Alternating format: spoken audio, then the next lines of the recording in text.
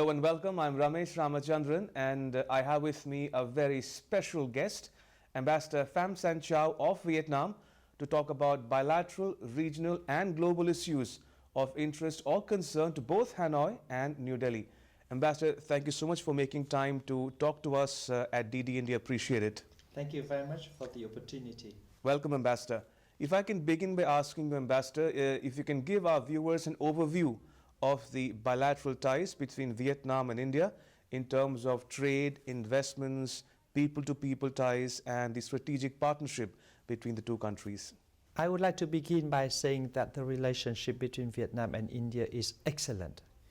It was excellent, it is excellent, it continues to be excellent.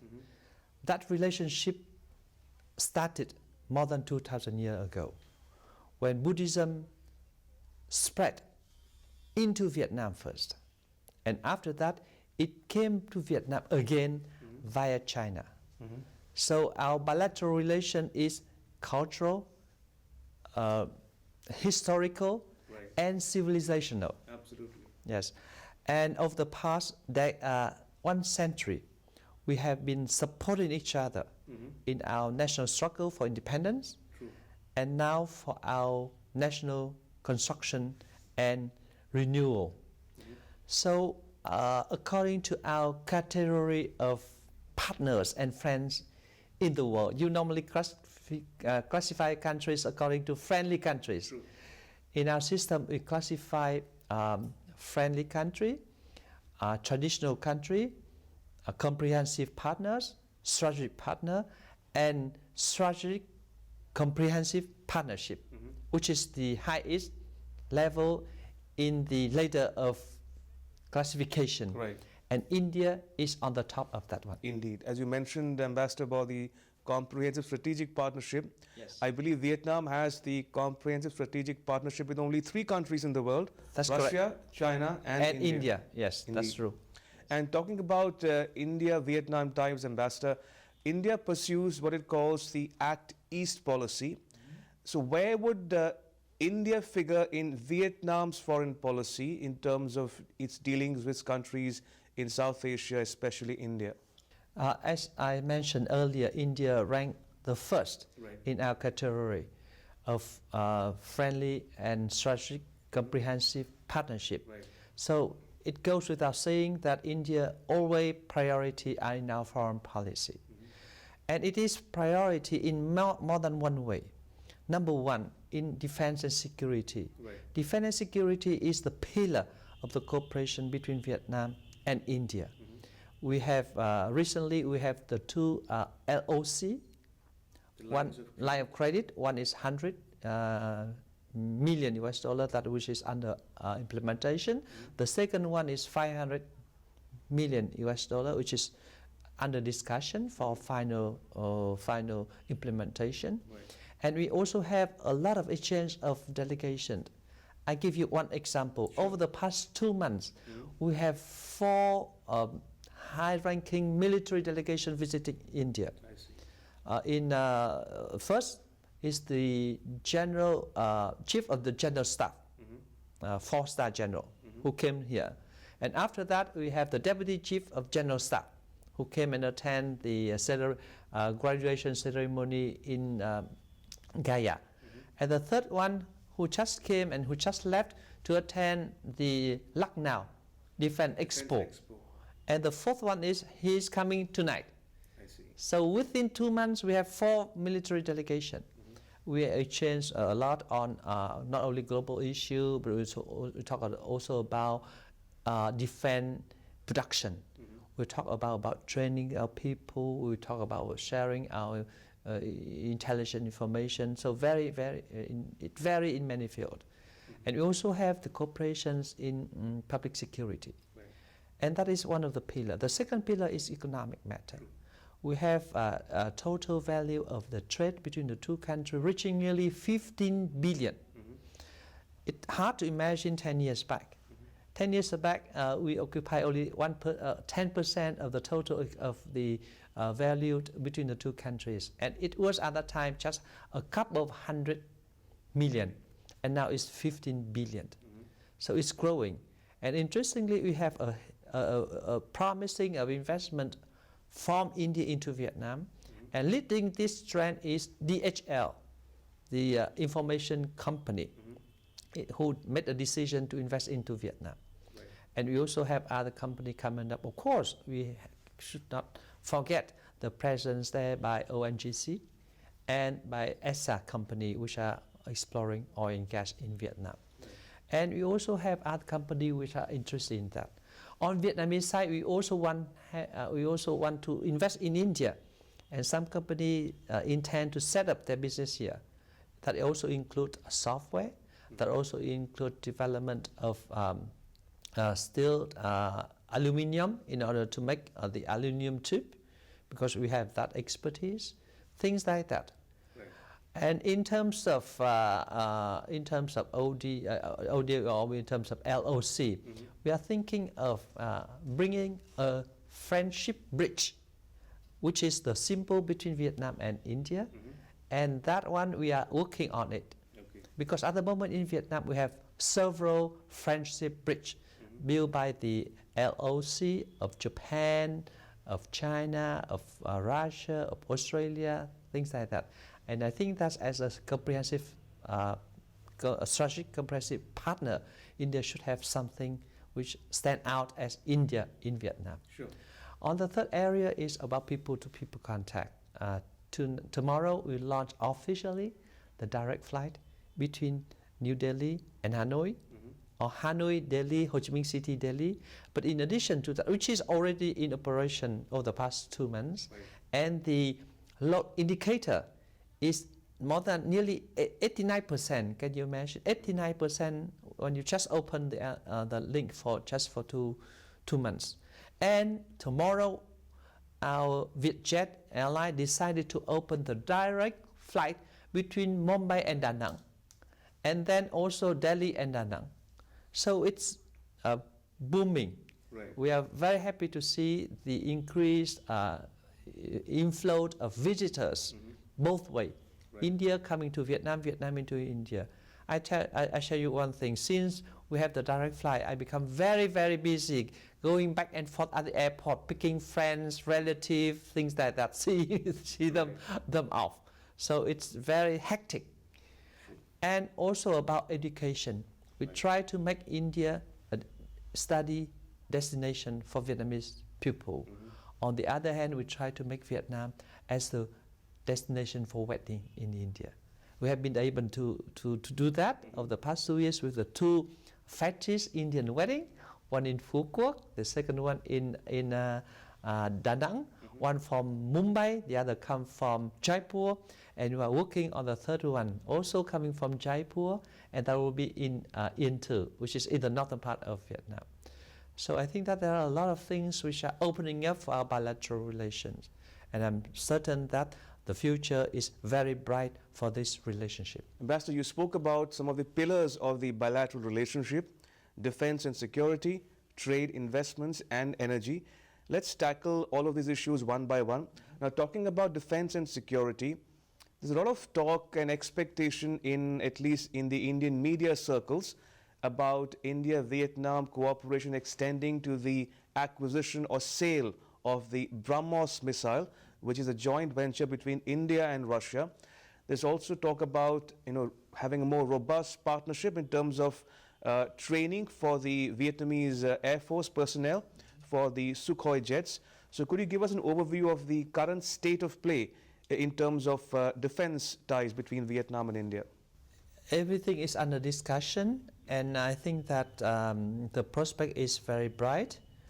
Indeed, in terms of training, we have already conducted some training. We send our people, our armed forces people here to get further training. We also have Indian English teaching who come and teach our army people. So the training is doing very well. In terms of equipment, I would like to say that reparation of equipment first. It is also underway. It's very good. On the construction of new equipment, the 100 LOC is helping us to build 12 new coast ship. And it is being manufactured at the moment in Chennai, in TNB, LNT. So it's continue. So everything is possible. So I think that this is one of the very important that reflect the highest level of mutual trust between the two countries. And is there any forward movement on the issue of BrahMos, for instance? I have no comment on that. All right, fair enough. Let's talk about trade and investments, Ambassador. Are you satisfied with the current volume of trade, and is there scope for improvement in the years ahead? Certainly, let's say over the past 3 years, we have been able to double the total value of trade between the two countries, and the room is still big for further improvement. The trade between Vietnam and China is more than 100 million US dollar. Therefore, I think that India, which has the size of China, deserve to have more value trade between the two countries. So it is under discussion, and that's why the embassy tried to organize various conference and seminar in order to promote not only tourism but also trade. And people on the both sides try to meet and to make inquiry in order to promote their trade activities. Sure. I think it's very promising. Right. Another important pillar is energy security, especially oil and gas. Now, ONGC of India is participating in several projects in Vietnam. What's the current status of those projects, and are we looking to beef up or ramp up Indian investments in oil and gas sectors in Vietnam? I think that India has been in Vietnam since 1986. You cannot imagine that India has established so well over the past more than 40 years. And at the moment, they are doing very, very well. Every year, Indian companies have been able to repatriate a good number of profit that come from that tri-party exploitation, and as such has made a new discovery, which is very viable commercially, and we hope that they can come into the massive operation. So basically, the cooperation is very good and it's very profitable to both sides. But there was some controversy, especially from the Chinese side, about the India-Vietnam energy cooperation in the South China Sea. Is that now a thing of the past? Have we moved on beyond that? I think that we are doing in our territorial waters, right, and our EEZ, defined by UNCLOS 1982. So there's no reason to be fear of anything at all. So China has no basis to complain? Not at all, not at all. Yes, yes. This is within the EEZ of Vietnam. Right. Yes, of course, you see that some country would like to have the similar activities, and perhaps they will find one way or another to get that. But I think anything should be very much in conformity with international law. Absolutely. And just one quick question on the South China Sea itself. There's a lot of criticism of the way China has handled this particular issue to the detriment of several countries in the ASEAN, including Vietnam. How does Vietnam see China's posturing or the alleged militarization of the South China Sea? And are you worried about how China is handling this issue? Our Vietnam position is very clear.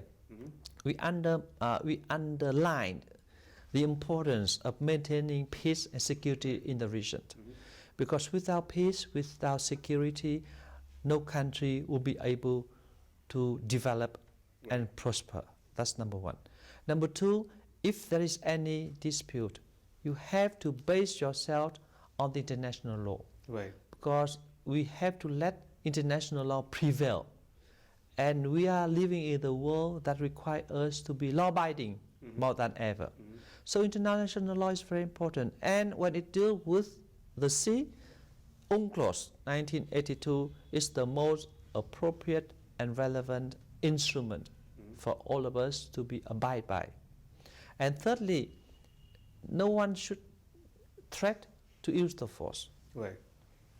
Because everything should be settled by peaceful means and in accordance with international law.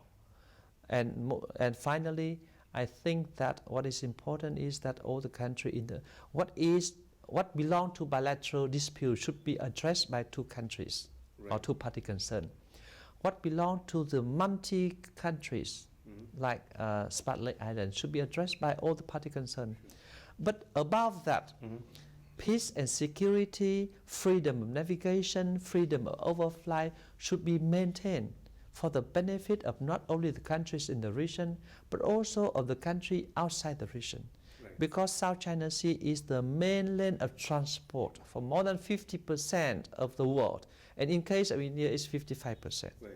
So with that, I think that all the countries need to behave responsibly. And the bigger a country is, the more responsibly that country should behave. Indeed. And Ambassador, talking about the comprehensive strategic partnership signed in 2016 between Vietnam and India, how important would be the cooperation in terms of nuclear energy and space? Are both countries working towards augmenting their cooperation in these two spheres? At our embassy, we have one we call technological and scientific cooperation division. So we don't have that division in all embassies across the world. It means that with India, we do see a potential to cooperate in the field of civilian nuclear energy. And we are working on that. We have worked in the past, and we're working that very much on that. And I think that expertise and experience provided by Indian experts can be of great assistance to Vietnam, because we also need to use nuclear for civilian purpose.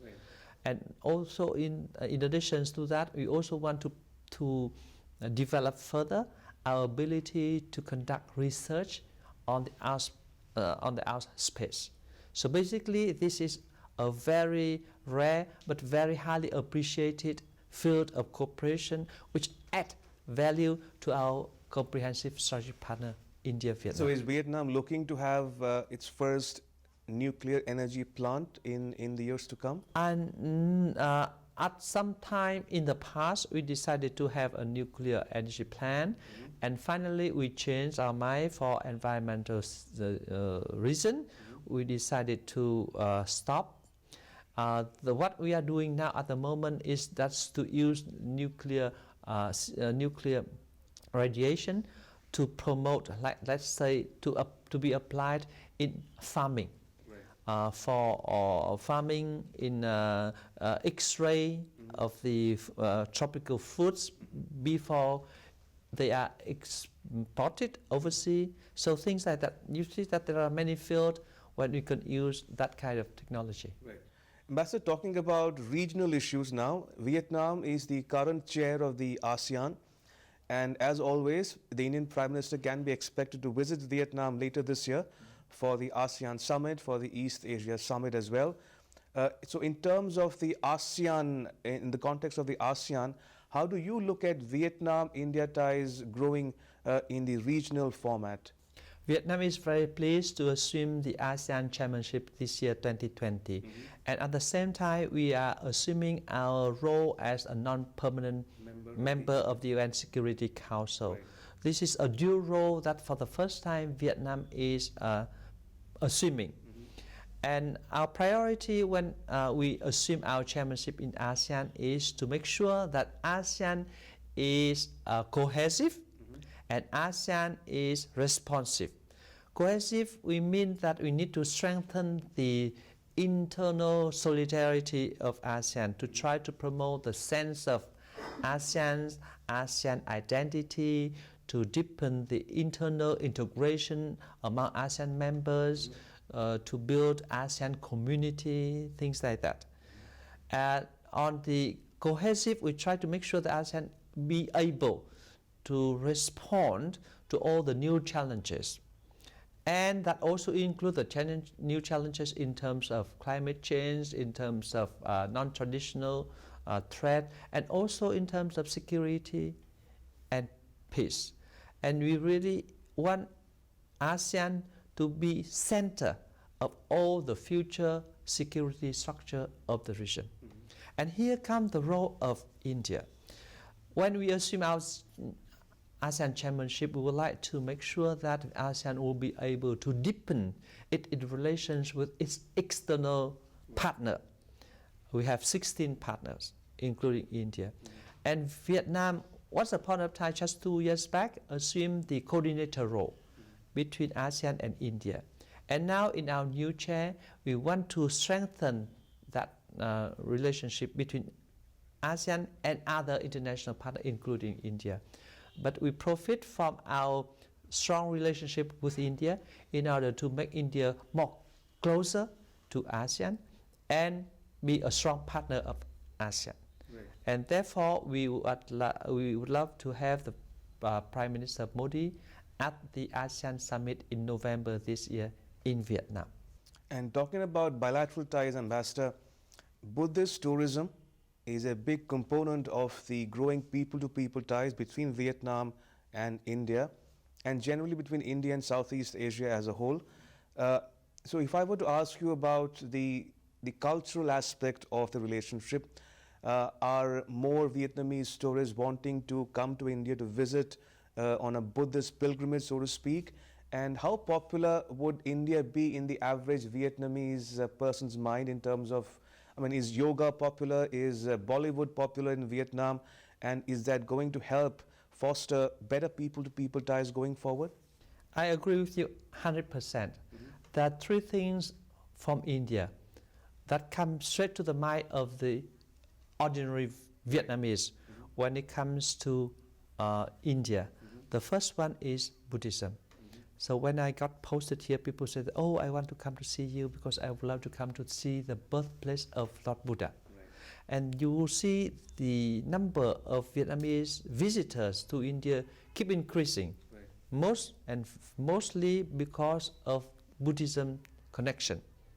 The second thing is that yoga is so popular in Vietnam. Is it? I think it's one of the most popular sport practice in Vietnam.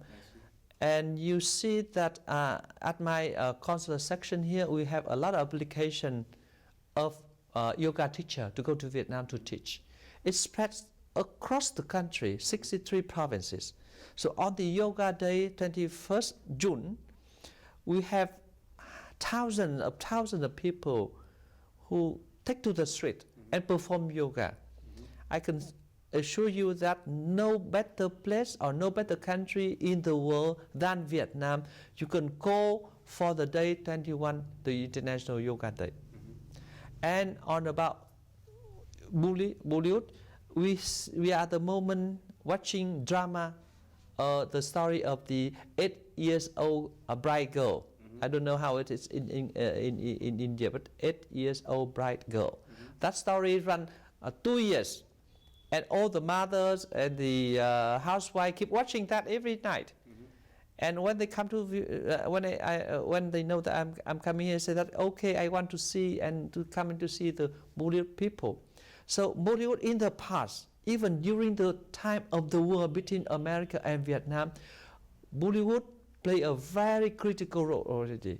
Of course, now it play less because we have influence from Hollywood, from Korean, from other countries, from Chinese, other countries. But it is one of the elements. But in addition to that, we also have the people would love to practice, you know what, vegetarian. Yes, now in India, nowadays 50-60% are veg. Now in Vietnam, there is a growing tendency of becoming vegetarian. So this is a very new and interesting development and trend which bear influence from India. Perhaps because of yoga, perhaps because of they follow Buddhist teaching. So that, having said that, I want to say that Vietnamese people ordinarily are bearing a huge influence from India in terms of cultural life. And finally, Ambassador, you've been in India for some time now, and you had the time to travel and see much of India outside of Delhi as well. Where all have you been, including your most recent visit to Jammu and Kashmir? So could you give us a flavor of what you saw and how you felt traveling across the length and breadth of India? I have been in India more than 1 year and have been able to visit 21 states. I try to finish the other 7 states more in the next few months. I'm going to Mizoram and Tripura.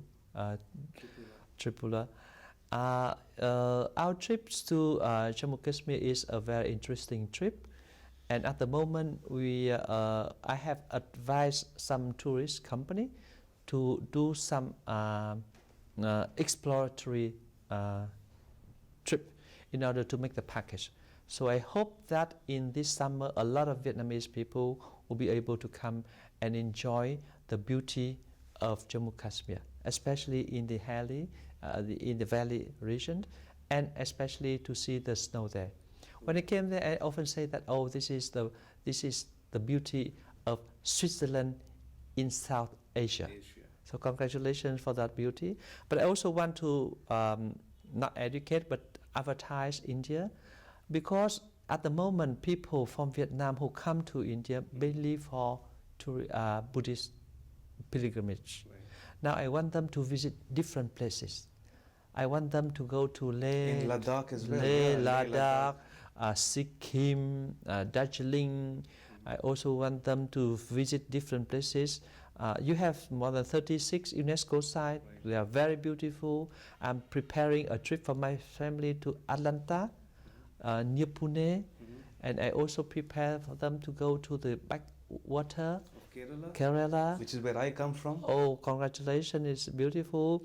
And I also want to promote those who speak French in Vietnam to go to see the Puducherry, which I will come in a couple of few days. So it is very important. And I forget to mention, in the cooperation in the defense, we are going to have one ship who attend the mainland exercise, and we are waiting for the Indian ship to attend our fleet review in Nha Trang in a couple of months. So with that, I also promote them to see the coastline of India, Right. which is all beautiful. Right. On that note, Ambassador, thank you so much for making time to talk to us at DD India. Appreciate it. A pleasure. Thank for you your very time. much. Pleasure. It's been a pleasure talking to you. Thank you you so very much. Thank you. Thank you.